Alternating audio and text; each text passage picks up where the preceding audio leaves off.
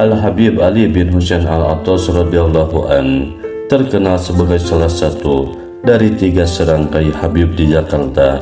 Pertengahan abad ke-20, Habib Ali berimigrasi dari negeri kelahirannya Huraidah Hadramaut ke Indonesia dan menetap di Jakarta.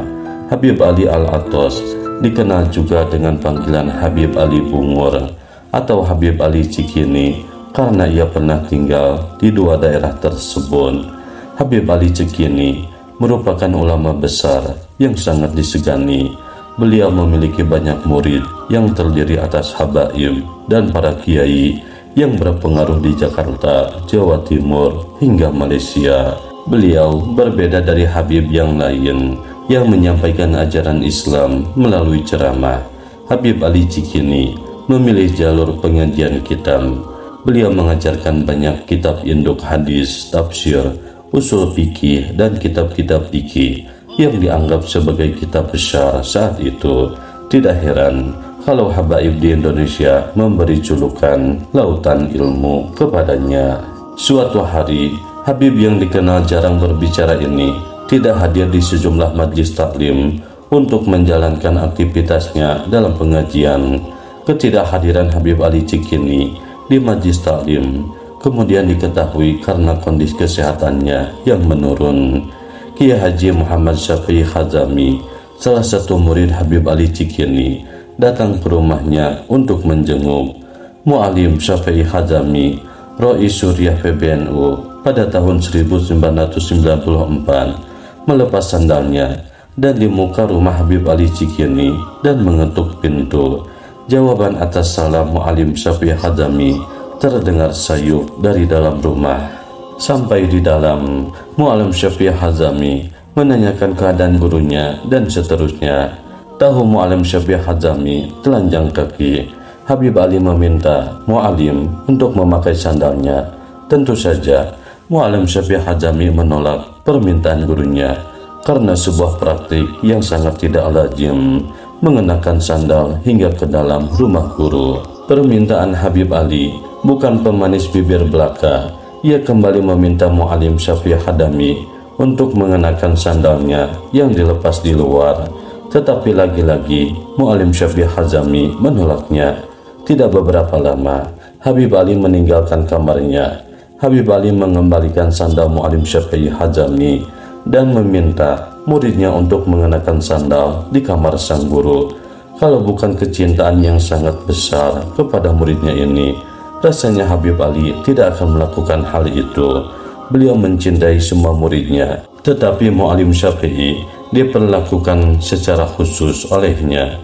Kecintaan dan perhatian Habib Ali Bungur kepada Mu'alim juga diakui dan diketahui oleh murid-murid yang lain.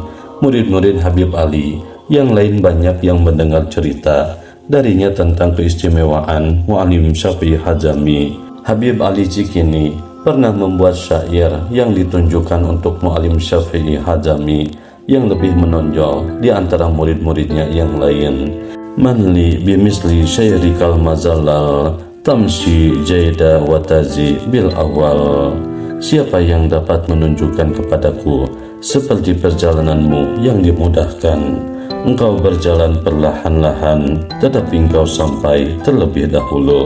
Habib Ali Cikini melaporkan syair ini di hadapan sejumlah kiai dan Habib yang menjadi sahabat mengaji Mu'alim Syafi'i Hazami. Di saat Habib Ali tahu bahwa rekaman siaran tanya jawab agama asuhan Mu'alim Syafi'i Hazami di Radio Cendrawasih pimpinan Syekhan Al-Attas dicetak dalam bentuk buku dengan judul Tawdihul Adillah Jilid 1 pada 1971 Masehi. Tawdihul Adillah adalah kitab yang memuat 100 pertanyaan berbagai persoalan dari masyarakat dan fatwa keagamaan yang disiarkan di Radio Cendrawasih. Kitab Tawdihul Adillah terus keluar hingga berjumlah 7 jilid. Kitab Tawdihul Adillah hampir sama dengan kitab Ahkamul Fuqaha, kumpulan putusan agama. Habib Ali berimigrasi dari negeri kelahirannya Hadramaut ke Indonesia dan menetap di Jakarta. Beliau seorang traveler yang tidak berpikir untuk pulang ke tanah halamannya. Sebagai konon citra sufi zaman dahulu, beliau telah mencapai ma'rifat yang tidak lagi memandang manusia dari bangsa dan keturunannya. Habib Ali yang alim dan banyak karomahnya ini adalah salah satu dari 3 serangkai Habib yang berpengaruh di Jakarta. 2 Habib lainnya adalah Habib Ali bin Abdurrahman Al-Habsyi dan Habib Salim bin Jindan. Habib Ali Cikini lahir pada 1 Muharram 1309 di Huraidah, Hadramaut. Beliau wafat pada 16 Februari 1976 dan dimakamkan dekat Masjid Al-Hawi, Condet, Jakarta Timur. Pada 1912 Masehi, beliau berangkat haji ke Mekah dan menetap selama 5 tahun untuk menuntut ilmu di dalamnya. Pada 1917 Masehi, beliau kembali ke tanah airnya, Huraidah. 3 tahun kemudian, pada 1920 Masehi, beliau tiba di Jakarta. Beliau dikenal sangat alim, terutama bidang fikih, perbandingan madhab. Tokoh terkemuka yang pernah berguru kepadanya di antara lain adalah Habib Muhammad bin Ali Al-Habsyi Kuitang, Habib Abdullah bin Abdul Qadir Bil Faqih Malang, Kiai Haji Abdullah Syafi'i Teben, Kiai Haji Thohir Romli Kampung Melayu, Kiai Haji Abdul Rajak Makmun Mampang Kuningan, Kiai Haji Muhammad Naim Cepete, Profesor Kiai Haji Abu Bakar Aceh, Kiai Haji Nur Ali Bekasi, Habib Abdurrahman As-Sigaf Teben, Kiai Haji Syafi'i Hazami, Kebayoran Lama. Habib Ali menulis kitab Tajul Aras fi Manaqib Al-Kutub Al-Habib Saleh bin Abdullah Al-Antos, sebuah kitab sejarah para ulama Hadramaut yang pernah beliau jumpai dari masa penjajahan Inggris di Hadramaut hingga sekilas perjalanan para ulama Hadramaut di Indonesia. Karyanya ini juga memuat beberapa kajian ilmu tasawuf dan thariqah alawiyah. Beliau di daerah Cikini tinggal di sebuah kampung yang masyarakatnya hidup di bawah garis kemiskinan. Beliau tinggal bersama-sama rakyat yang jelata. Setiap orang mengenal Habib Ali pasti akan berkata, hidupnya sederhana, tawadu, teguh, memegang prinsip, menolak pengkultusan manusia, berani membela kebenaran, luas dalam pemikiran, mendalam di bidang ilmu pengetahuan, tidak membeda-bedakan yang kaya dan yang miskin, mendorong terbentuknya negara Indonesia yang bersatu, utuh serta berdaulat, tidak segan-segan menegur para pejabat yang mendatanginya, dan selalu menyampaikan agar jurang antara pemimpin dan rakyat dihilangkan. Rakyat mesti dicintai. Hal ini adalah yang menyebabkan rakyat mencintai Al-Habib Ali bin Husain Al-Attas radhiyallahu an.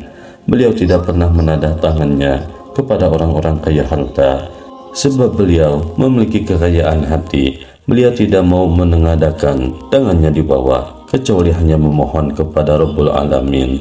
Beliau memiliki ketakwaan yang tinggi kepada Allah Azza wa Jalla.